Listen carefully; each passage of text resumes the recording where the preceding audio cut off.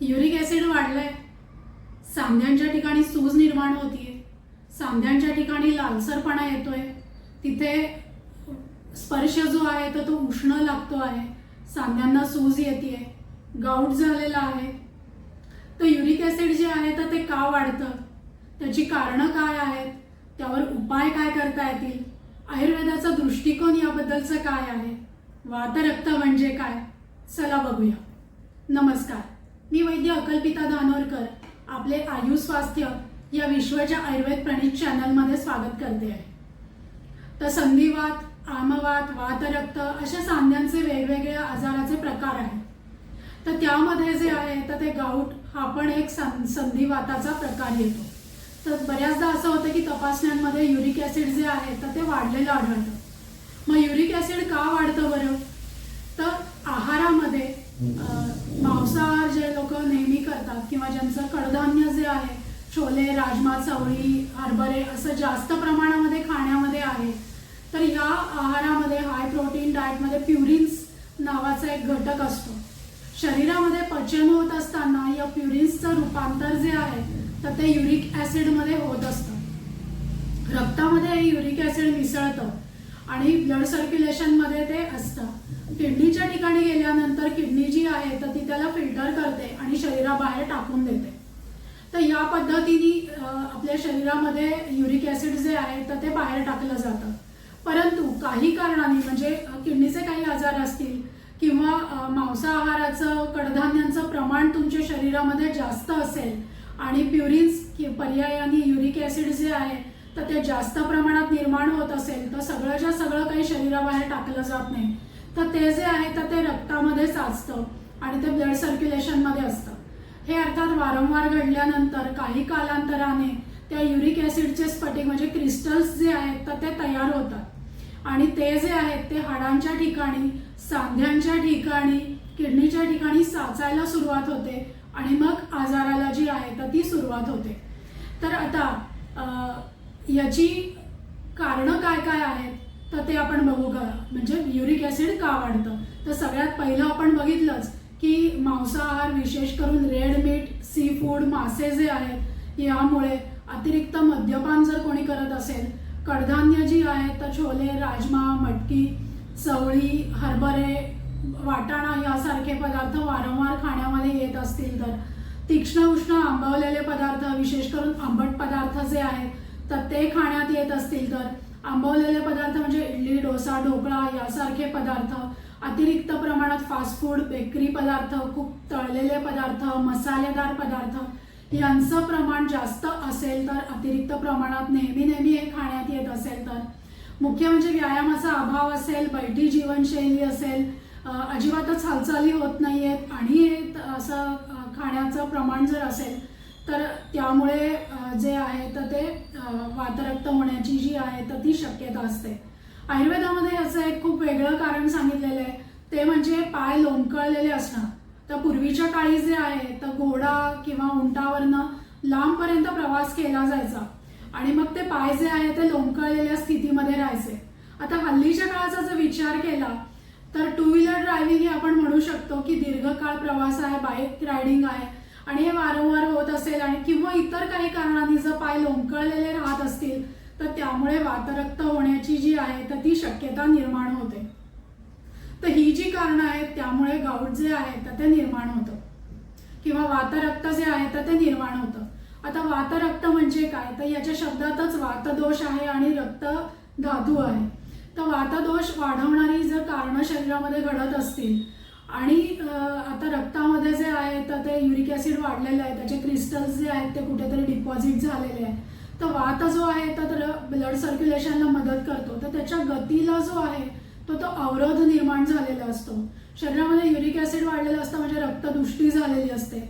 त्याची कारणं अर्थातच पित्त वाढवणारी, कारण पित्तदोष जो आहे तो रक्ताच्या आश्रयाने असतो, त्यामुळे पित्त वाढवणारी जी काय कारणं असतील त्याच्यामुळे रक्त जे दुष्ट झालेलं असतं तर त्यामुळे वातरक्त हा व्याधी जो आहे तो होतो. तर याची सुरुवात जी आहे ती साधारणपणे पायाच्या अंगठ्यापासून होते, परंतु संपूर्ण शरीरातले छोट्या छोट्या सांध्यांपासून याची सुरुवात होऊन इतर सांध्यांपर्यंतही याची व्याप्ती होऊ शकते. तर आता याची लक्षणं काय आहेत, त्याचे दोन प्रकार सांगितलेले आहेत. एक म्हणजे उत्तान वातरक्त दुसरं म्हणजे गंभीर वातरक्त. उत्तान वातरक्त जे आहे तर त्याच्यामध्ये त्वचा आणि मांस यांची दृष्टी होते. म्हणजे काय तर त्वचेच्या ठिकाणी लालसर वर्ण प्राप्त होतो, काळसर वर्ण प्राप्त होतो, तिथे आग होत असते, चुरचूर होत असते, खाज येत असते. तर हे जे आहे तर हे उत्तान वातरक्त. याच्याकडे जर दुर्लक्ष केलं तर गंभीर वातरक्त होतं. मग त्या ठिकाणी पायाच्या सांध्यांपासून सुरुवात होऊन इतर सांध्यांपर्यंत आजार पसरतो. तर त्यामध्ये जे आहे तर ते सांध्यांच्या ठिकाणी सूज येते, लालसर वर्ण प्राप्त होतो, उष्ण स्पर्श जाणवतो. ती सूज ज्या आहे तिथे तीव्र वेदना ज्या आहेत तर त्या होतात, अतिशय तीव्र वेदना असतात. तसं जे आहे तर पुढे जाऊन हाडांपर्यंत म्हणजे याच्यामध्ये जे आहे तर गंभीर वातरक्त अस्थि आणि मज्जेपर्यंत याची दृष्टी जाते. त्यामुळे इथे पुढे जाऊन हाडं जी आहेत ती कडक व्हायला लागतात किंवा त्याच्यामध्ये डिफॉर्मिटी होते. म्हणजे सांध्यांचा शेप किंवा हाडांचा शेप जो आहे तो बदलतो, ते वाकडे व्हायला लागतात. तर या पद्धतीची लक्षणं जी आहेत तर ती निर्माण होतात. सार्वदैहिक लक्षणांमध्ये शरीरात दाह निर्माण होणं, चक्कर येणं, ताप आल्यासारखं वाटणं ही लक्षणंही निर्माण होऊ शकतात.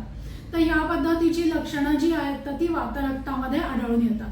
मग आता आपण याची काळजी कशी घ्यावी किंवा त्याचे उपचार कसे करावे तर सगळ्यात पहिले म्हणजे याच्यावर पाचक, सूज कमी करणारी, वेदना कमी करणारी अशी औषधं जी आहेत ती द्यायला लागतात.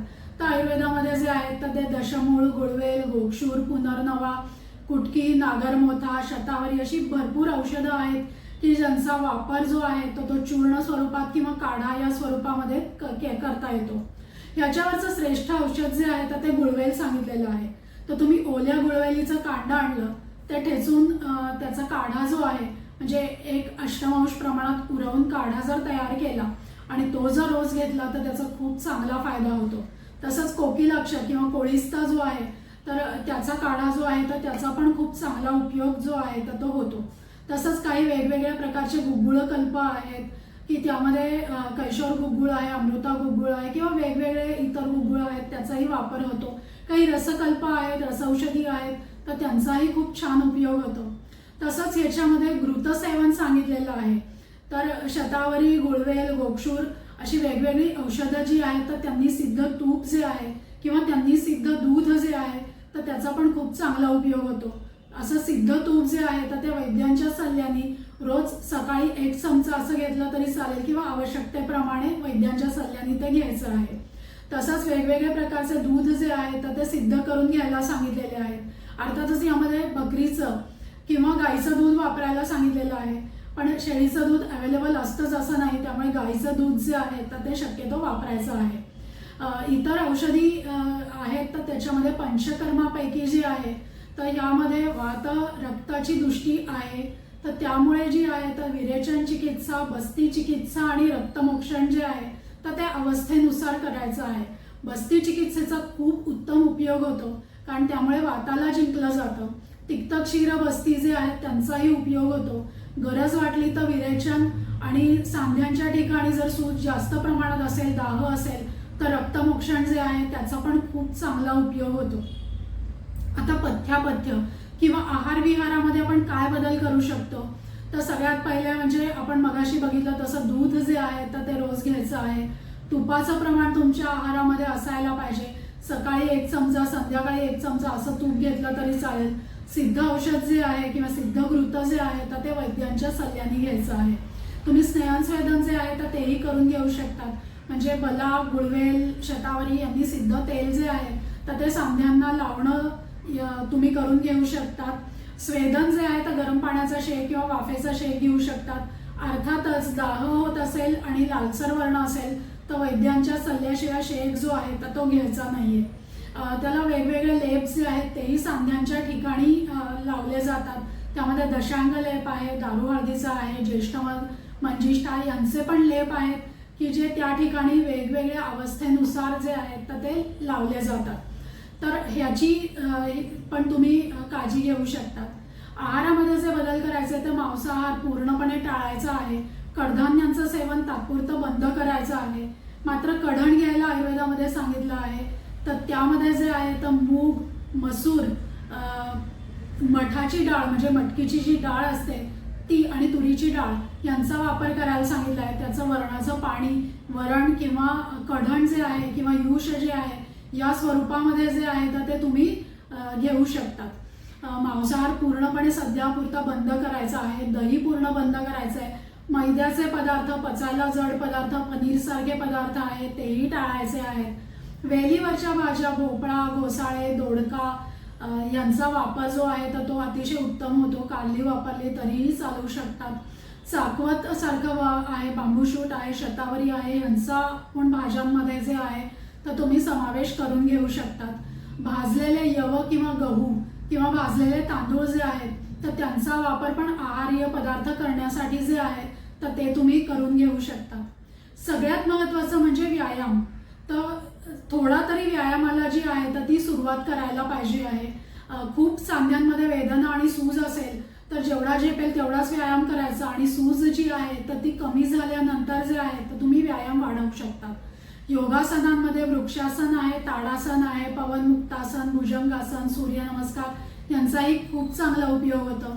चालण्या हळूहळू किंवा हळूहळू वाढवत नेऊन फास्ट चालणं, धावणं हे व्यायाम पण जे आहेत तर ते तुम्ही करून घेऊ शकता. खूपच बैठी जीवनशैली असेल तर मग 1 तासाभराने उठणं, 1 चक्कर मारून येणं, पुन्हा बसून काम करणं या पद्धतीचे बदल जे आहेत तर तेही तुम्ही करून घेऊ शकता. दिवसा झोप जी आहे ती टाळायची आहे. रात्रीची जागरणं जी आहेत ती टाळायची आहेत. तीक्ष्ण उष्ण मसालेदार पदार्थ, तळलेले पदार्थ, चमचमीत पदार्थ यांचं सेवन जे आहे तर ते बंद करायचं आहे. फळांमध्ये जे आहे ते पपई, डाळिंब, चेरीज, अंजीर यासारखे जी द्राक्ष यासारखी पदार्थ, फळं जी आहेत तर ती तुम्ही सेवनामध्ये ठेवू शकतात. संत्री, मोसंबी जी आहेत त्यांचा पण खूप चांगला उपयोग होतो. तर या फळांचं सेवन जे आहे तर तेही तुम्ही करून घेऊ शकतात. ताजं ताक जे आहे तर ते घेतलं तर चालणार आहे, मात्र ते आंबट नसावं. अगदी ताजं थोडंसं तुरट रस त्याच्यात जाणवायला पाहिजे. तर तसं ताक जे आहे ते सेंदव, जिरेपूड किंवा साखर घालून तुम्ही घेऊ शकतात. तर या पद्धतीने जे आहे तर ते तुमच्या जीवनशैलीमध्ये तुम्ही बदल करून घेऊ शकतात. आहार विहारामध्ये बदल करून घेऊ शकतात. योग्य चिकित्सा, योग्य पंचकर्म यांच्या साहाय्याने जे आहे तर ते वातरक्त जे आहे तर ते नक्की नियंत्रणामध्ये राहतं. तुमच्यापैकी जर कोणाला वातरक्ताचा त्रास होत असेल, युरिक ॲसिड वाढत असेल तर हा व्हिडिओ जो आहे तर त्यांच्याबरोबर नक्की शेअर करा. तुम्हाला जर माझे व्हिडिओ आवडत असतील तर लाईक, शेअर, सबस्क्राईब जरूर करा. नमस्कार.